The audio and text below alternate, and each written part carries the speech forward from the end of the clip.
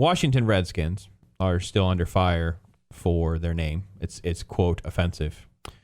And the press this week really did their best to glamorize the movement to get rid of the Redskin name. And I went after the USA Today and CBS in particular with my commentary on this because they allude to the fact that we don't know how Native Americans feel. We don't really know if they find it offensive or not. And that couldn't be further from the truth because there is an Annenberg survey done in 2004. And I'm just assuming the press didn't like the results of that because it showed that 90% of Native Americans do not find it offensive.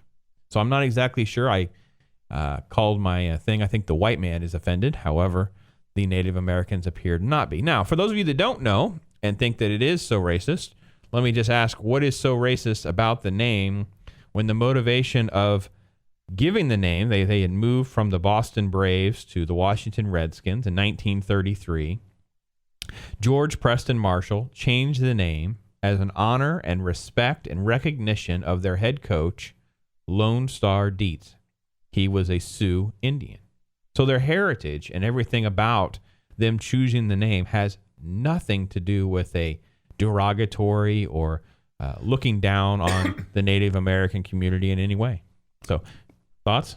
Oh, yeah, I was just going to say, I mean, I think there's a reason why all these sports teams take up the names of Indian tribes or Indian type names because of that great warrior aspect that goes along with it.